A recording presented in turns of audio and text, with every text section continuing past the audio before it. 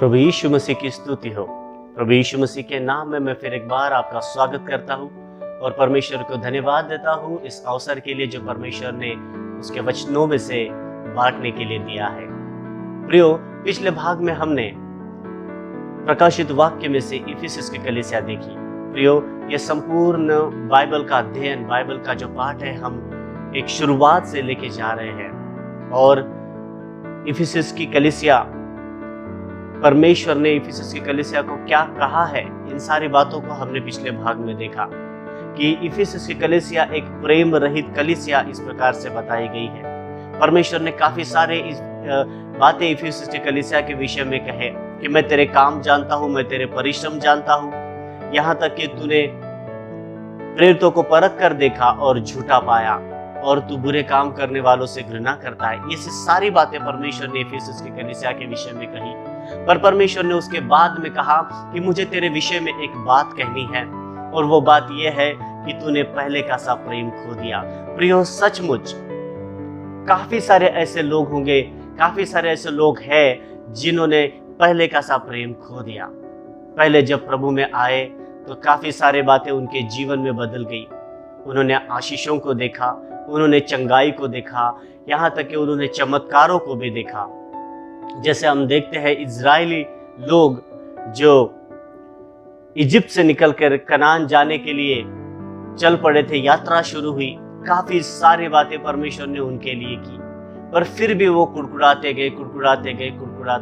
परमेश्वर ने फिर भी उन पर दया दिखाना बंद नहीं किया और फिर भी वे लोग कुड़कुड़ाते गए। उसी प्रकार से प्रियो, आज भी काफी सारे लोग जब परमेश्वर के चमत्कार को देखते हैं, परमेश्वर के सामर्थ को देखते हैं, उनके जीवन में परमेश्वर की ओर से गवाही उत्पन्न होती है, लेकिन थोड़े समय के बाद में उनका जीवन बदल जाता है।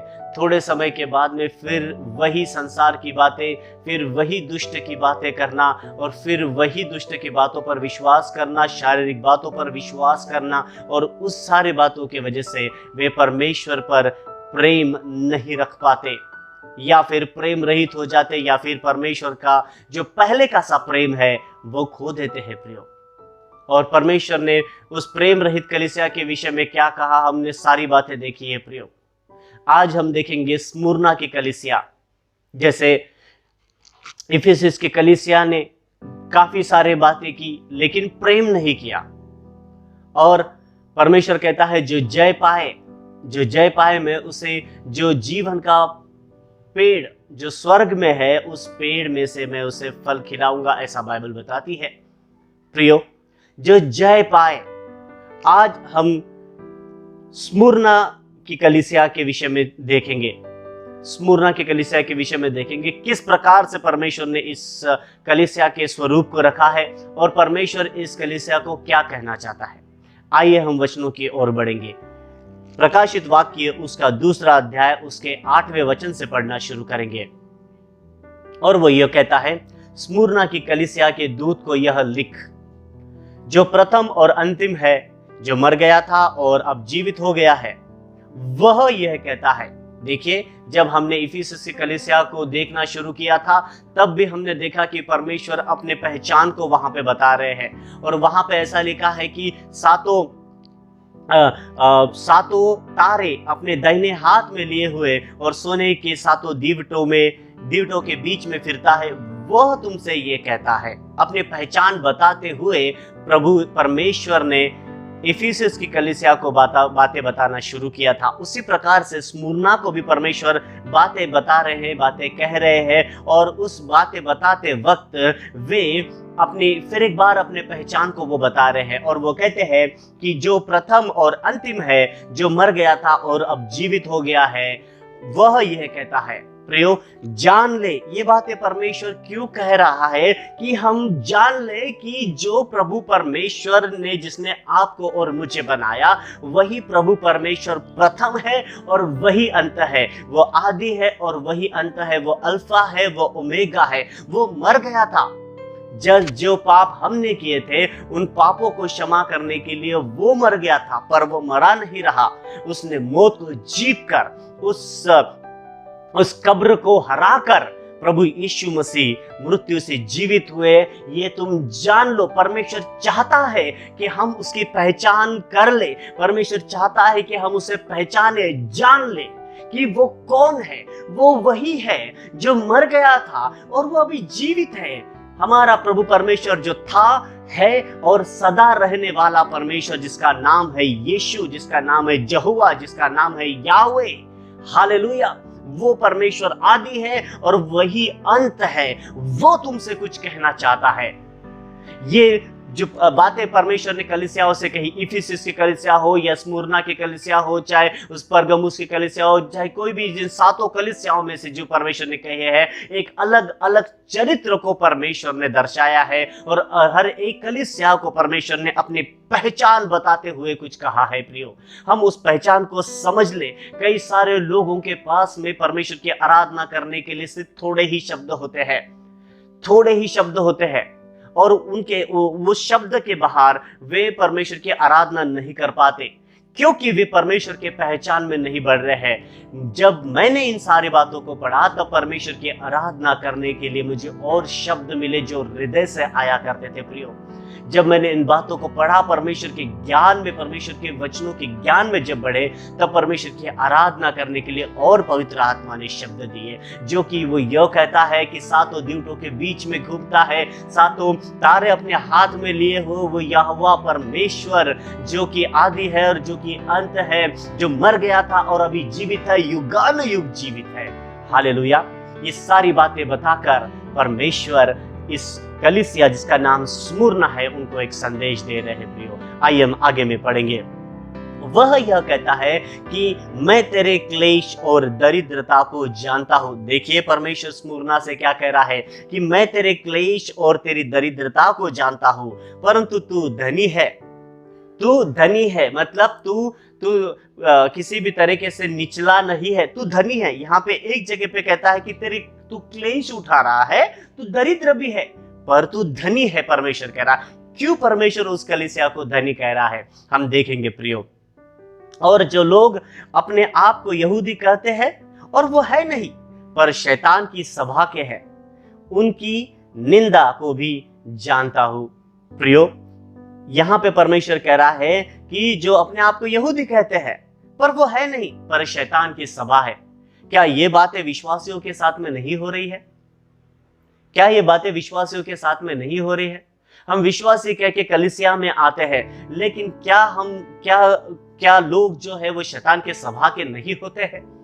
इन बातों को जांचना और इस बातों को समझना बहुत जरूरी है। प्रियो, यदि हम कलीसिया में जाते हैं और लेकिन परमेश्वर की आज्ञा, परमेश्वर के वचनों के अनुसार नहीं करते, तो क्या हम परमेश्वर की सभा है या फिर उस दुष्ट की सभा है जो हमारे जीवनों से कार्यरत हो रहा है?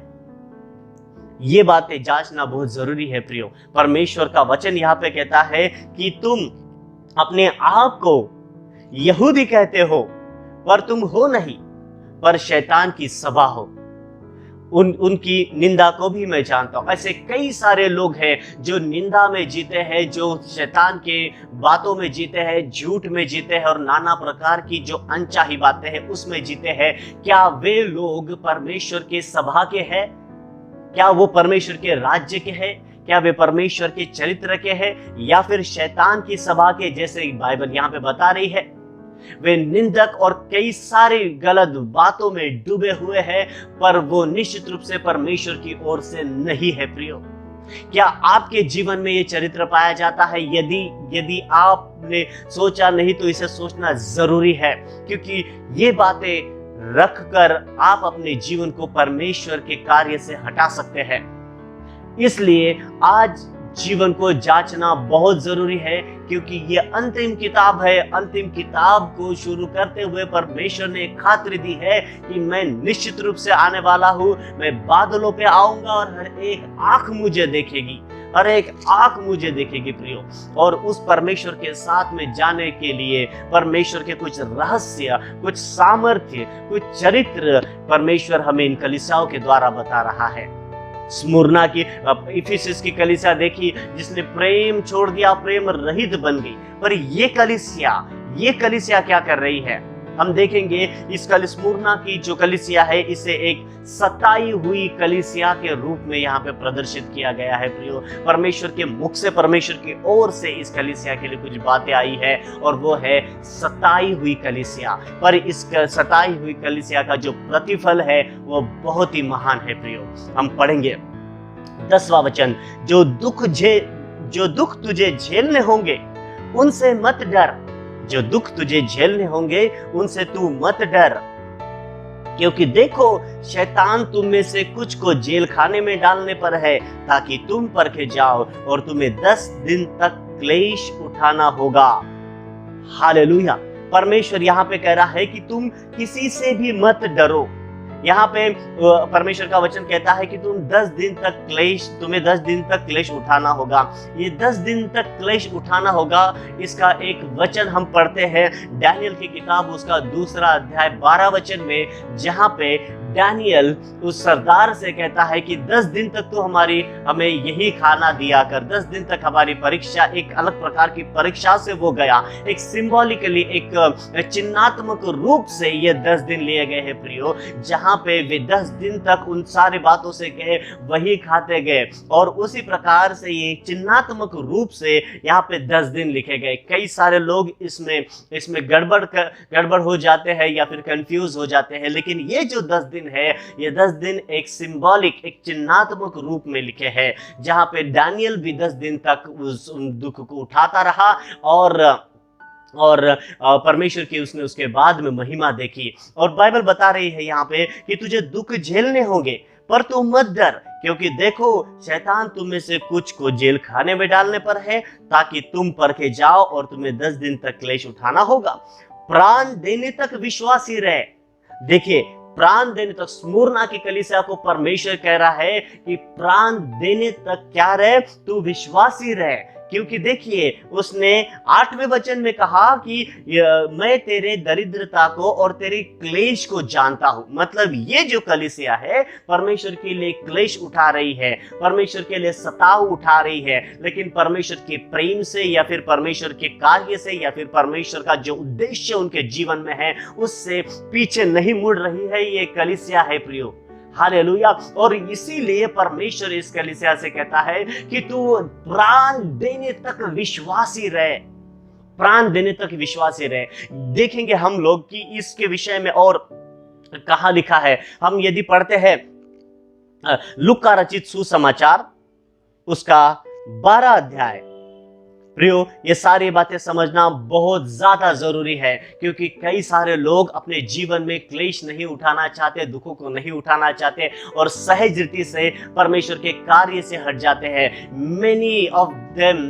many of them they have left their ministry, they left their works। अपनी परेशानियों से, अपने साथ थोड़े से सताव के कारण उन्होंने परमेश्वर के कार्य को, परमेश्वर के उद्देश्य को छोड़ दिया है। परमेश्वर में एक समय में सही चल रहे थे। मैं कई ऐसे जगह पे विजिट कर पाया हूँ परमेश्वर के अनुग्रह से, और कई लोगों का ये टेस्टिमनी है कि उनके घरों में प्रार्थना चला करती थी। कभी 50 लोग आया करते थे, कभी 100 लोग आया करते थे, कभी 70 लोग आया करते थे। लेकिन कई साल हो गए, 10 साल हो गए, 15 साल हो गए, 7 साल हो गए, 5 साल हो गए, पास्टर जी ये हमारे घर में कुछ भी नहीं है। पहले हमारे घर में ये हुआ करता था, वो हुआ करता था, मेरा भाई ऐसा था, मेरा भाई वैसा था, पास्टर थे, ये थे, काफी सारे बातें वो कहते हैं। पर अब की उनकी जो स्थिति है, अब की उनकी स्थिति पूरी तरीके से विपरीत है और उन्होंने परमेश्वर के उस कार्य से अपने आप को हटा दिया है प्रियो। क्यों? जब हम ये सवाल को पूछते हैं तो वो काफी सारे अलग जवाब देते हैं कि नहीं ये बात ऐसे थे, वो बात वैसे थी, लोग ऐसे थे, जम नहीं रहा था, जगह नहीं थी, और काफी सारे एक्सक्यूजेस उनके पास थे और वे लोग परमेश्वर के उस कार्य से हट गए।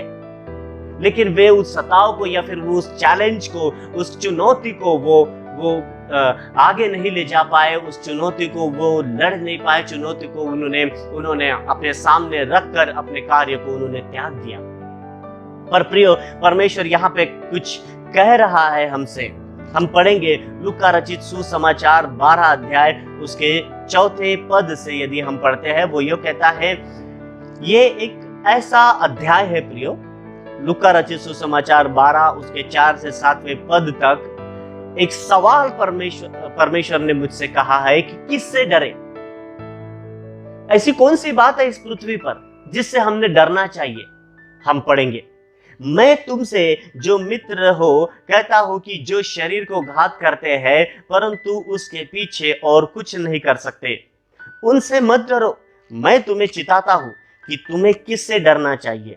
घात करने के बाद जिसको नरक में डालने का अधिकार है उसी से डरो।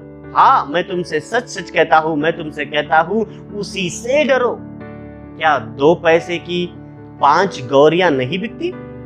तो भी परमेश्वर उनमें से एक को भी नहीं भूलता।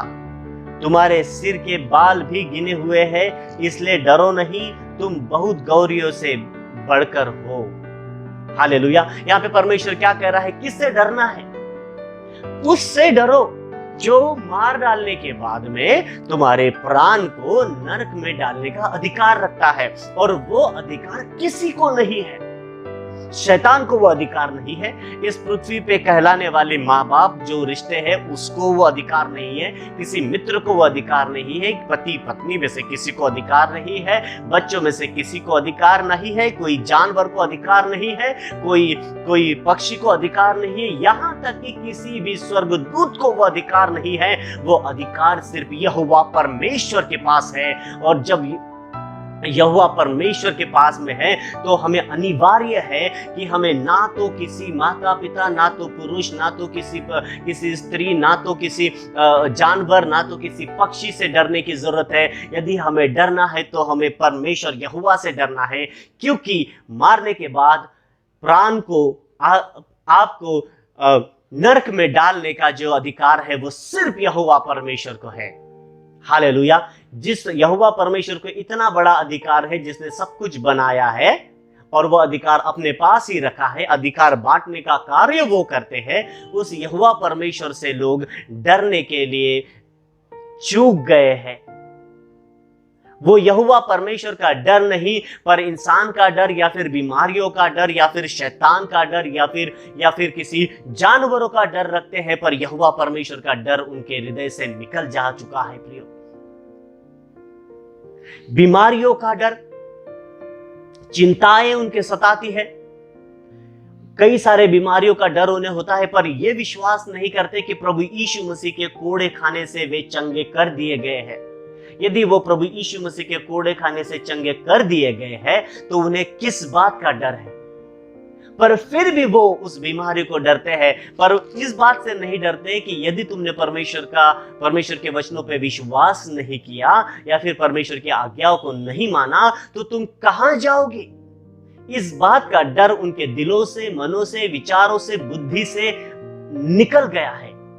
और शारीरिक बातों को जो कुछ भी देखते हैं उसका डर वो अपने हृदय में रखते हैं। परमेश्वर का वचन कहता है कि जो तुझ तेरे आंखों से देखता है उससे मत चल, पर विश्वास से चल। और विश्वास क्या है? अंधे की वस्तु का प्रमाण और जो आशा की वस्तुओं का निश्चय है विश्वास। हालेलुया। परमेश्वर ने हमें कह दिया है कि आशीष दे चुका है वो। परमेश्वर ने कह दिया है कि हमें चंगाई दे चुका है वो। परमेश्वर ने कह दिया है कि हमारे पापों को क्षमा किया, अपराधों को मिटा दिया, अपने पवित्र लहू में हमें धो दिया है। हम यदि इन सारी बातों पे परमेश्वर के विश्वास करेंगे और परमेश्वर पे प्रेम करेंगे तो निश्चित रूप से आपके जीवन में आप उन गलत बातों को नहीं देखोगे। पर कई ऐसे लोग हैं जिन्होंने अपने आप को अधीन कर दिया है गलत बातों का और गलत बातों पर विश्वास करके अपने जीवन में चल रहे हैं। लेकिन परमेश्वर यहाँ पे ये कह रहा है कि किसी ऐसे बातों से मत डरो जो तुम्हें नरक में नहीं ले जा सकता, पर उससे डरो जो तुम्हें घात करके नरक में डाल सकता है। 7वें वचन में परमेश्वर कहता है कि तुम्हारे सिर के बाल भी गिने हुए हैं, इसलिए डरो नहीं, तुम बहुत गौरियों से बढ़कर हो। तुम्हारे सिर के बाल, प्रियो, रोज बाल झड़ते होंगे, रोज का किसी भी क्षण का परमेश्वर को आपके बालों की संख्या यदि आप पूछेंगे, यहोवा परमेश्वर आपको बिना चूके वो बताएंगे, हमारे सिर के बाल भी गिने हुए हैं। तो हमें किस बात से डरना चाहिए प्रियो? ये कलीसिया जो स्मुरना की जो कलीसिया है, इस स्मुरना के ये कलीसिया को एक सताई हुई कलीसिया के विषय में बताया गया। हम उन सताओं में से नहीं जाना चाहते। जब कोई बीमार हो और बीमारी में तुम एक वचन देखते हो कि प्रभु यीशु मसीह के कोड़े खाने से तुम चंगे हो गए हो, तो प्रियो उसमें एक सताव आता है। तुम्हें हर वक्त दुष्ट बताएगा कि देख बीमार है, देख ऐसा है, देख कितनी पीड़ाएं हो रही है, देख कितने तकलीफ हो रहे हैं, देख तू अभी तो ये कर दे, अभी तो वो कर दे, अभी तो तू ऑपरेशन कर दे, अभी तो पैर कटा दे, अभी तो ये सर्जन के पास जा, अभी तो इतना पैसा भर दे, अभी तो ऐसा कर दे, वैसा कर दे। सारी बातें सताव की आ जाएगी। पर यदि आप उस सताव में उस दुष्ट को कहोगे कि यीशु मसीह के नाम से भाग जा, तो वो निश्चित रूप से भागेगा, क्योंकि वचन कहता है शैतान को भगाओ तो वो भागेगा। और उस ऐसे सताव में यदि तुम परमेश्वर के वचनों पर विश्वास करके पूरे धैर्य के साथ और सामर्थ्य के साथ और विश्वास के साथ खड़े रहोगे, तो परमेश्वर के उन वचनों की महिमा तुम देखोगे प्रियो। हालेलुया। और ऐसा ही हो। ये कलीसिया, स्मुरना की कलीसिया वैसी है जो सताव से जा रही है, जो क्लेशों से जा रही है, और परमेश्वर के वचनों को जानते हुए परमेश्वर के पहचान में बढ़ रही है। हम वचन पढ़ेंगे प्रेरितों के काम उसका 14 अध्याय उसका 22 वचन हम देखते हैं।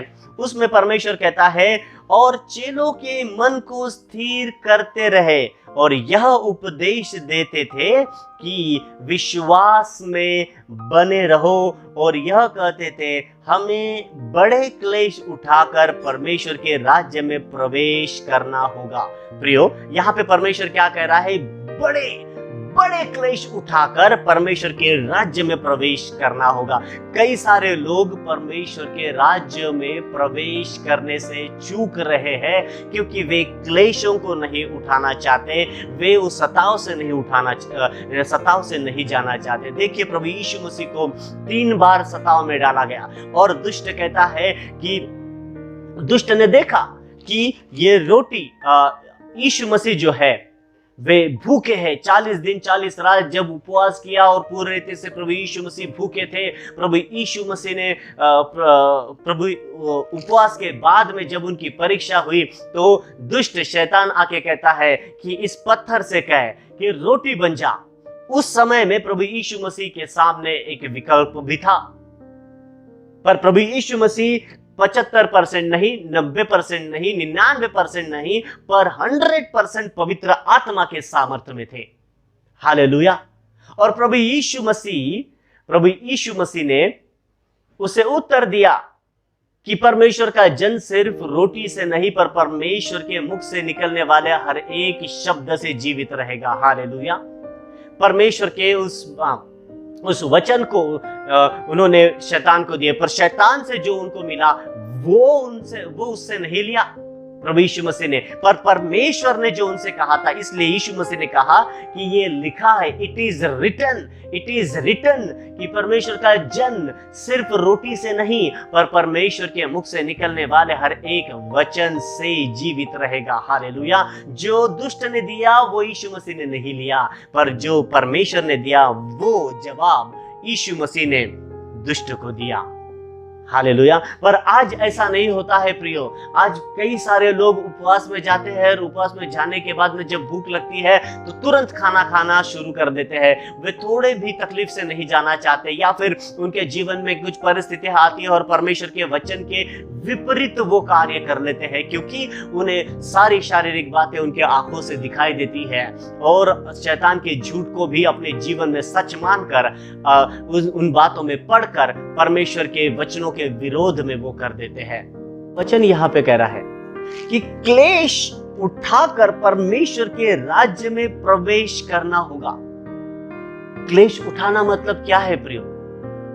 कई बार दुष्ट आपके मन में बातों को डालेगा, लेकिन आपको दुष्ट की बातों को नहीं सुनना है। जहां पे बीमारी आती है वहां पे आप ये कह सकते हैं कि प्रभु यीशु मसीह के कोड़े खाने से मैं चंगा हो गया हूं। हालेलुया।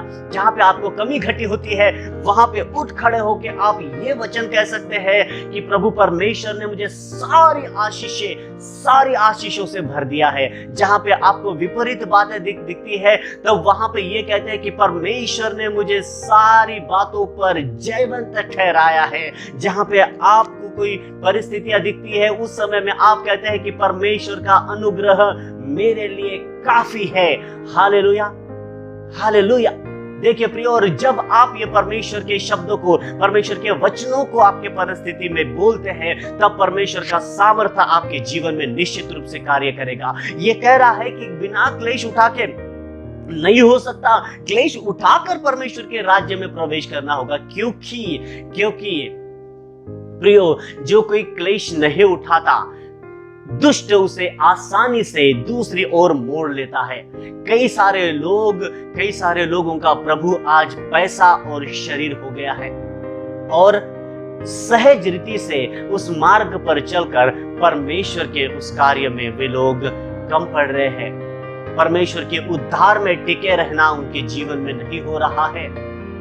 ऐसा न हो, ऐसा बिल्कुल भी न हो पाए। पर यह कलीसिया जो स्मुरना की है वो सताई हुई ऐसी कलीसिया है प्रियो। हमने देखा कि किस प्रकार से लूका रचित सुसमाचार में वो किसी भी बातों से डरने के लिए नहीं कह रहा है, पर उससे डरने के लिए कह रहा है जो घात करने के बाद में नरक में डालने का सामर्थ्य रखता है, अधिकार रखता है। और प्रेरितों के काम में हमने देखा है कि बड़े क्लेश उठाकर, ऐसे वैसे नहीं, हमें बड़े क्लेश उठाकर परमेश्वर के राज्य में प्रवेश करना होगा। प्रियो, कई सारे लोग क्लेश को नहीं समझ पाते और जैसे उनके जीवन में परिस्थिति आती है उसको वे समर्पित हो जाते हैं और उस प्रकार से वो जीवन जीते हैं। आइए हम देखेंगे, हम वापस बुक ऑफ रेवलेशन जो प्रकाशित वाक्य है उसका 2 अध्याय 8वें वचन से हमने पढ़ना शुरू किया था और हमने 11वें वचन तक हम उसको पढ़ेंगे। और हम पढ़ रहे थे 10वां वचन, जो दुख तुझे झेलने होंगे उनसे मत डर। जैसे परमेश्वर ने कहा लूका रचित सुसमाचार, वहां पे मत डर, उन सारे बातों से मत डर, ठीक है, सिर्फ परमेश्वर से डर।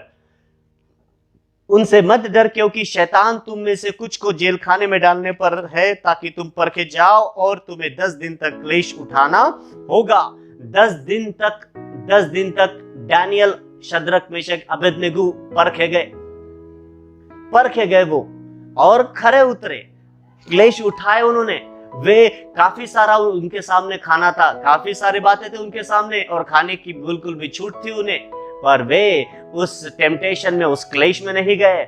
उन्होंने वो न खाने का जो क्लेश था वो उठाया और अपने जीवन में वे जयवंत होकर आगे बढ़े। हालेलुया। हम देखते हैं आगे, उसके बाद में वो लिखा है कि प्राण देने तक विश्वासी रहे तो मैं तुझे जीवन का मुकुट दूंगा। जीवन का मुकुट मतलब क्या है प्रियो? अनंत काल का जीवन, उद्धार, हालेलुया, परमेश्वर के राज्य में प्रवेश। ये 7 कलीसियाओं से यदि आप देखोगे तो परमेश्वर की ओर से उद्धार की खातरी यहां पर दी है। पर वो कहता है जो जय पाएगा, हालेलुया, जो जय पाएगा, क्लेश उठाकर भी, सारी बातों से जाकर भी, परमेश्वर के वचन को न छोड़ना, परमेश्वर के आज्ञाओं को मानना न छोड़ना, परमेश्वर के कार्य में अपने जीवन को देने के लिए न त्यागना, ये उनका परमेश्वर के प्रति विश्वास योग्य होना, परमेश्वर के प्रति वो सही जीवन जीना, ये सारी बातें परमेश्वर की ओर से उनके जीवन में आशीषों को ला रही है प्रियो। हालेलुया। यदि हम आगे देखेंगे, वो कहता है कि मैं तुझे जीवन का मुकुट दूंगा, मतलब अनंत काल का जीवन, मतलब तुम्हारा उद्धार तुम्हारे जीवन में रहेगा। कई सारे लोग प्रियो क्लेश नहीं उठा पाते, जैसे कि हम देखते हैं कि यहूदा इस्करियत जो यीशु मसीह के साथ में था, उसके सामने 2 बातें थी, एक तो पैसा, दूसरा यीशु मसीह को पकड़वाए देना। पर उसने उस क्लेश से नहीं गया, उस सताव से नहीं गया, पर उसने किसी बातों को चुना और आगे में मर गया। यदि हम देखते हैं हनन्या और सफरिया, हनन्याह और सफरिया ने जमीन बेची और थोड़ा ही पैसा हनन्याह ने पतरस के सामने लाया। पतरस ने कहा कि क्या तूने अपना खेत इतने में ही बेचा है? उसने कहा हाँ। पतरस ने कहा कि तूने पवित्र आत्मा के विरोध में झूठ बोला है, तूने परमेश्वर के विरोध में झूठ बोला है। और हम देखते हैं कि हनन्याह वहीं पे उसी समय मर गया। उसके बाद में उसकी पत्नी आई, वो भी उसी प्रकार से मर गई। क्या हुआ है प्रियो? वे पैसे के उस क्लेश से, पैसे का जो सताव, पैसे के प्रेम का जो सताव है, उसको नहीं संभाल पाए। परमेश्वर के लिए वे उस पैसे के प्रेम को नहीं त्याग पाए। बाइबल बताती है कि पैसे का प्रेम सारी बुरी बातों का जड़ है। और आज कई सारे विश्वासी लोग उसी में से जा रहे हैं। आगे में वो ये कहता है, जिसके कान हो वह सुन ले कि आत्मा कलीसियाओं से क्या कहता है। जो जय पाए उसको दूसरी मृत्यु की हानि न पहुंचेगी। बाइबल बता रही है कि जो जय पाए उसको दूसरी मृत्यु की हानि न पहुंचेगी। दूसरी मृत्यु क्या है प्रियो? प्रकाशित वाक्य में ही लिखी है कि दूसरी मृत्यु मतलब अनंत काल की अग्नि, अनंत काल के झील में डाला जाना, वो दूसरी मृत्यु है। पर बाइबल बताती है कि जो जय पाएगा वो दूसरी मृत्यु को नहीं देखेगा। हालेलुया! क्या ही अद्भुत बात है प्रियो। दूसरी मृत्यु को न देखना मतलब अनंत काल का जीवन पाना, मतलब परमेश्वर के राज्य में प्रवेश करना, मतलब परमेश्वर के साथ में सदा के लिए अपना जीवन जीना। हालेलुया! पर जो जय पाएगा, जो जय पाएगा, उसके जीवन में ये कार्य होगा प्रियो। उसे दूसरी मृत्यु कभी देखनी नहीं पड़ेगी और वो अनंत काल तक परमेश्वर के सामर्थ्य के साथ में जिएगा। हालेलुया! क्या ही अद्भुत बात है। पहली कलीसिया हमने देखी जो प्रेम रहित कलीसिया है। दूसरी कलीसिया हमने देखी जो स्मुरना है, वो एक सताई हुई कलीसिया है। पर बाइबल बताती है कई सारे लोगों को ऐसा लगता है कि वो इस प्रकार से जीवन क्यों जी रहे हैं जबकि प्रभु में है। क्यों जी रहे हैं? यहाँ पे देखिए 9वें अध्याय में 9वें वचन में लिखा है कि तेरे क्लेश और दरिद्रता को मैं जानता हूँ।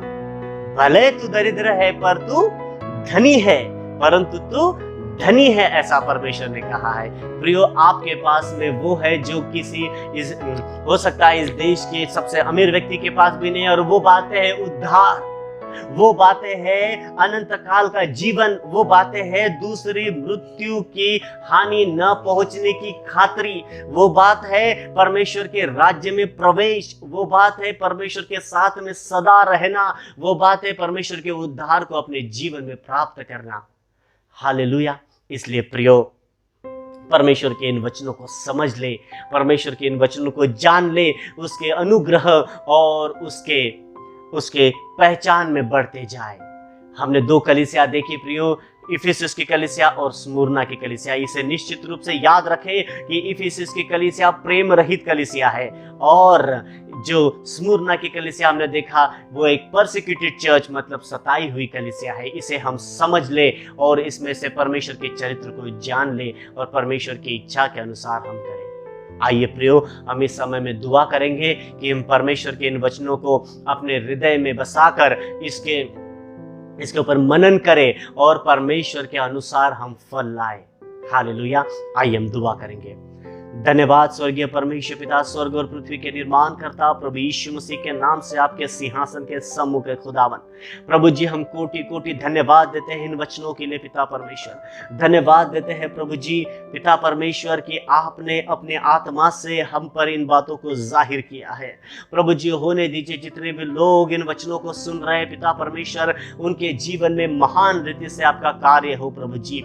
हर एक व्यक्ति आपकी नई महिमा, अभिषेक और पवित्र आत्मा के महान सामर्थ्य से भर जाए पिता परमेश्वर, ताकि किसी भी शैतान की ओर से आए किसी भी क्लेशों में वे ना पड़े प्रभु जी। पर परमेश्वर पिता प्रभु जी, उस क्लेशों में आपके वचनों पर पूरी रीति से खड़े रहकर सामर्थ्य के साथ में आपकी आज्ञा का पालन करते हुए, आपके वचनों के अनुसार चलते हुए जय पाए प्रभु जी। कि जैसे आपने लिखा है प्रभु जी, खुदावन कि मैं उसे जीवन के जो फल, जीवन का जो पेड़ है जो स्वर्ग में है उसका फल खिलाऊंगा। उसे दूसरी मृत्यु देखनी ना होगी। हाँ प्रभु जी, दूसरी मृत्यु की हानि नहीं होगी, उसे दूसरी मृत्यु कभी भी उसके जीवन में नहीं आएगी। इसका मतलब अनंत काल का जीवन और मृत्यु खत्म हो गई है प्रभु।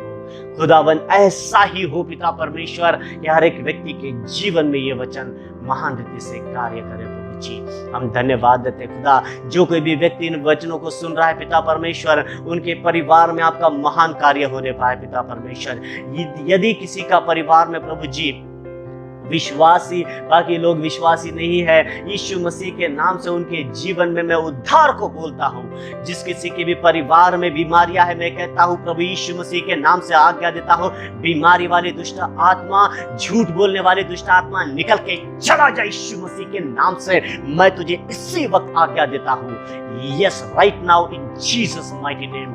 हर एक जो व्यसन करने वाली दुष्ट आत्मा है, इनके जीवन से इसी वक्त निकल के चले जाए प्रभु यीशु मसीह नासरी के नाम से।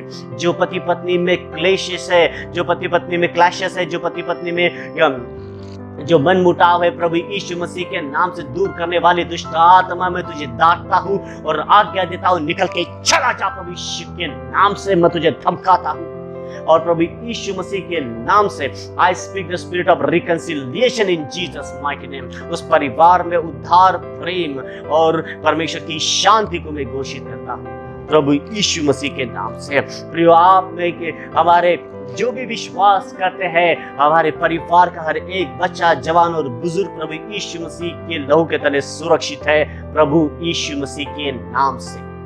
धन्यवाद देता हूँ मेरा खुदावन कि आपने हमारी दुआ सुनी है पिता परमेश्वर, और प्रभु जी आपने उत्तर दे दिया है खुदावन। सारा आदर महिमा गौरव आपको देता हूँ पिता परमेश्वर। Yes Lord God, I give you all glory, honour and praise in Jesus name, amen,